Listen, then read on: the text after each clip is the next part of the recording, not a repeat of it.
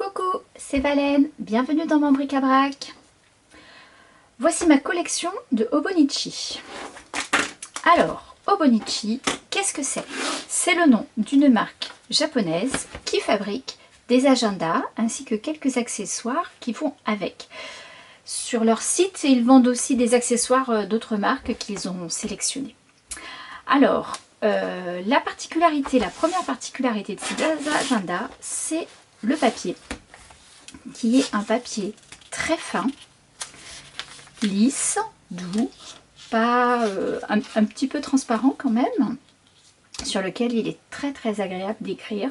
On peut aussi s'amuser à gribouiller et à utiliser un petit peu de matériaux aquarellables. J'ai dû faire des petits tests. Voilà, par exemple ici, ça rend assez bien. Bon, ça se voit un petit peu de l'autre côté, mais c'est pas gênant. Alors, l'une des raisons pour lesquelles j'aime beaucoup ces agendas, c'est qu'ils sont très fonctionnels. Alors, ce modèle-ci, c'est le modèle original, qui s'est peut-être appelé à un moment le classique. C'est un carnet de taille A6 qui a une page par jour. Donc ici, on a le numéro, le nombre du jour, le mois, et là on a les heures si on veut se caler sur des horaires particuliers pour la journée. Ici une petite liste de cases à cocher.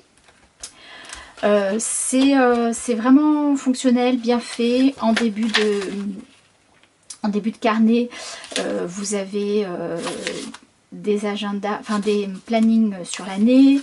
Après il y a le mois sur 2 mois sur une page. Puis ensuite, on a le mois sur 2 pages, ce qui permet de planifier mensuellement. Il y a ensuite une petite partie notes.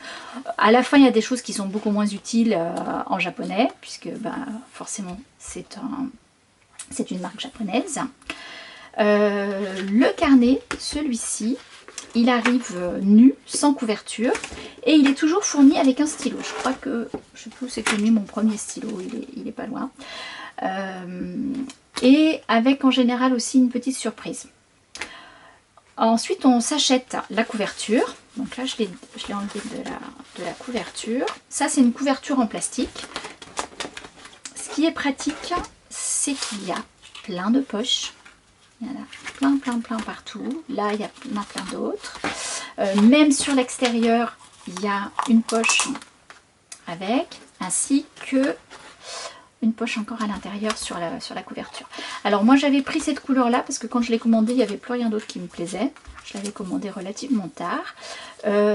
Et si je me souviens bien, la couverture, la partie plastique arrive avec la couverture proprement dite, qui est munie de 2 petits rubans pour marquer les jours assez facilement. Donc ça se glisse là-dedans. Alors parmi les accessoires que j'ai achetés, il y avait notamment ceci qui est tout simplement un porte-carte dans lequel j'ai glissé l'une des choses vraiment importantes, ce sont les petites réglettes. Elles se glissent dedans sans aucun problème. Alors ces petites réglettes, elles sont vraiment super. C'est des sortes de pochoirs. Il y en a 4 de cette taille-là et il y a tous les éléments pour écrire sur le planeur. Ici, c'est tous les petits codes, on peut se faire des to-do list, se faire une petite bulle, etc. Là, il y a d'autres précisions. Sur chacune, il y a une petite règle qui est mesurée en centimètres.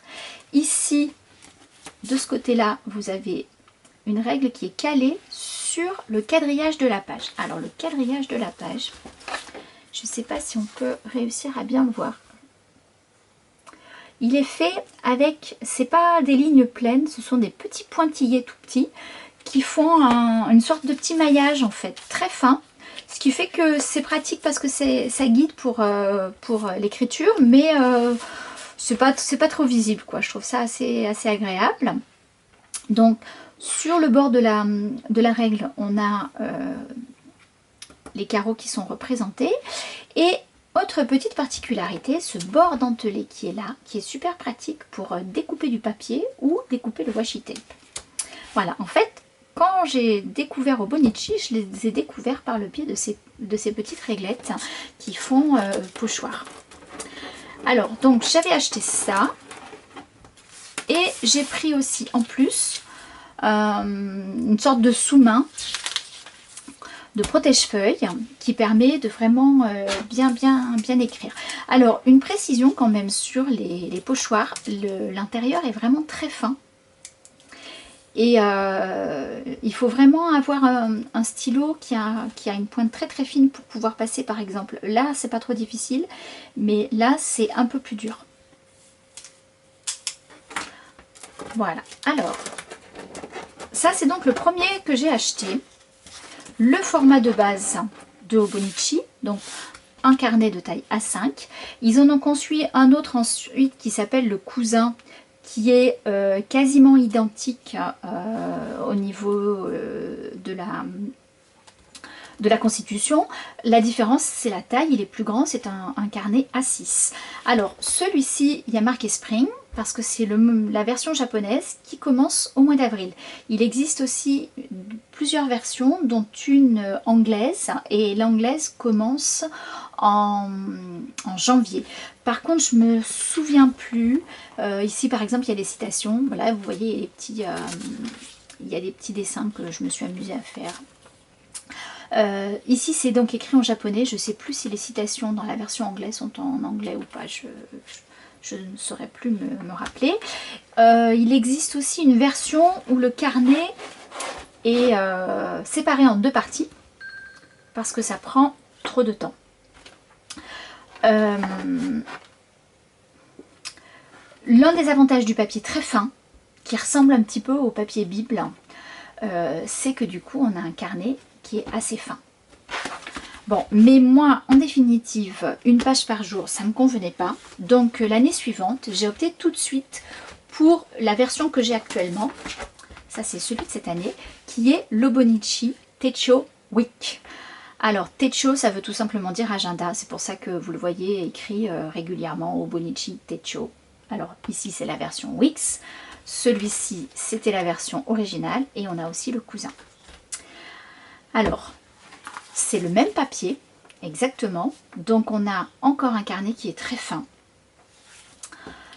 C'est encore super bien conçu. Ici, on a deux petits rubans beaucoup plus fins. Alors, une différence par contre, on choisit la couverture et elle est intégrée complètement au carnet. On ne peut pas interchanger les couvertures. Par contre, on peut acheter plein d'accessoires pour glisser son carnet, pour le ranger dans des pochettes, etc. Il y a plein de choses. Mais contrairement à la version originale et à la version cousin, vous ne pourrez pas garder votre couverture d'une année sur l'autre. Ceci étant, il existe une protection en plastique que j'ai enlevée parce que ça brille un petit peu trop à la caméra. Voilà, ça c'est la protection en plastique et elle est très pratique parce qu'elle permet de glisser le stylo à cet endroit-là. Et en plus, il y a des petites pochettes. Alors, pas ici, là, c'est pas des pochettes. Ça. Voilà. Donc ça fait partie des accessoires que j'ai pris pour ce modèle. En plus des autres accessoires, j'ai pris la règle qui est conçue spécialement sur ce modèle et qui est calée sur le modèle des autres réglettes. Ici, là, les nombres aussi sont des pochoirs. Et puis il y a des petites formes de vagues, il y a des choses différentes, c'est très sympa aussi. Et pour finir comme accessoire, je m'étais acheté la série de 3 carnets. Voilà, comme ceci pour compléter. Qui sont remplis toujours avec le même papier, le même format. Il y a en plus une petite marge à cet endroit-là. Alors le carnet en lui-même. Donc celui-ci, il arrive avec un stylo. Tous les ans, vous avez un stylo avec votre carnet, un stylo 3 couleurs. C'est le même que pour tous les agendas, quel que soit le modèle que vous achetiez. Il n'y a pas de petit cadeau en plus pour celui-là, mais il faudrait que je vérifie, je ne me rappelle plus si c'est toujours le cas pour le format A5 et le format A6. Alors, on ouvre. Voilà, là c'est marqué. J'ai aussi Spring, ça veut dire que cet agenda commence en avril. Ça c'est les japonais pour l'année commencent en avril, mais il y a aussi une version qui commence en janvier. Alors, une série de calendriers, pareil. Ici, on a le calendrier annuel sur 2 pages. Puis ensuite, comme pour le Hobonichi classique et le cousin, on a 2 pages pour faire un mois. ce qui est pratique pour planifier ce qu'on a à faire. Alors, une semaine type se présente comme ceci. Sur la gauche, on a le mois avec le nombre du mois, les nombres des jours, si je me souviens bien, ça c'est les quantièmes. Ici, vous avez des cases en fait qui sont blanches, il n'y a pas de quadrillage, c'est parce qu'on voit le quadrillage en transparence, celui qui est derrière. Vous avez des petits points si vous souhaitez découper en cases votre journée. Et ici, une partie note. Alors moi, personnellement, ce que je fais, quand j'ai plus de place pour écrire ici, j'écris de ce côté-là, ou alors je l'utilise pour faire des croquis ou différentes choses. Ça me convient très bien pour prendre mes rendez-vous rapidement, c'est pratique pour l'avoir, je peux l'avoir dans le sac à main, c'est vraiment le format idéal pour moi. Alors j'avais acheté autre chose que je ne vous ai pas montré, c'est ceci. Malheureusement, Hobonichi ne le fait plus. Ce sont des porte-stickers en fait, donc ça se colle sur la page et ça se décolle à volonté. Ça fait un petit onglet supplémentaire, donc ça permet de marquer certaines choses. Et comme pour la version classique, j'ai acheté un protège-page qui permet d'écrire sans abîmer la page qui se trouve au-dessous. Voilà, donc Hobonichi, comment ça fonctionne? Juste une précision sur le format Wix, il y a une très grosse partie note. Et la partie note est numérotée. On peut se faire un index ici. Vous avez des choses qui sont marquées. À la fin, comme toujours, des choses en japonais. Pas très utile, je le reconnais. Donc je ne pourrais pas vous les traduire parce que je ne comprends strictement rien au japonais. Il est livré, c'est le cas aussi de l'agenda classique, il est livré avec le plan du métro de Tokyo. Voilà, bon, pas très utile, mais c'est pas très grave. Alors, précision, une dernière précision, donc le tarif. Ce carnet-là, livré donc avec son stylo, coûte à peu près une vingtaine d'euros. Mais quand on commande d'Europe, il faut rajouter à peu près autant de frais de port. Donc pour commander ce carnet, tous les ans, j'en ai pour une quarantaine d'euros. Je le fais parce que j'aime vraiment ce format, c'est vraiment super pratique, ça me permet de les collectionner. Je vais vous montrer ce que j'ai eu auparavant. Voilà, ça c'est 2016. Ça c'était un format que j'aimais, celui-là j'aimais beaucoup la couverture, qui a été faite par Sébastien Masuda, qui est un artiste japonais, que j'aime beaucoup cette couverture. Et il y a aussi celle-ci. Donc celle-ci, j'ai gardé la couverture. La couverture est suffisamment solide pour durer plusieurs années. Moi, il y a juste une chose, c'est qu'à force de mettre des tonnes et des tonnes de choses dedans, j'ai fini par déchirer celle-ci. C'est pour ça que j'en ai racheté une autre. Et donc sur ce modèle-là, vous voyez comment le stylo se met dedans, mais franchement ça dure plusieurs années, pas besoin de racheter une protection tous les ans. Alors, autre question sur le prix qui est compliqué, c'est les frais qu'on risque d'avoir. Et le premier que j'ai commandé, celui-ci, j'avais fait une grosse commande, j'en avais eu pour plus de 60 euros parce que bien sûr ce carnet là est plus cher, cette couverture là est plus chère, plus les petites réglettes, ça fait déjà pas mal d'argent. Je l'ai reçu sans aucun problème. L'année suivante, j'avais commandé le Wix, celui-ci. J'avais pris plusieurs choses, j'avais pris beaucoup de choses. Et là, par contre, je me suis retrouvée avec des frais à la réception. Voilà. Les autres années, j'ai été un peu plus raisonnable et je n'ai eu aucun problème. J'ai pas eu de frais supplémentaires. Donc, c'est cher, oui, quand on commande d'Europe.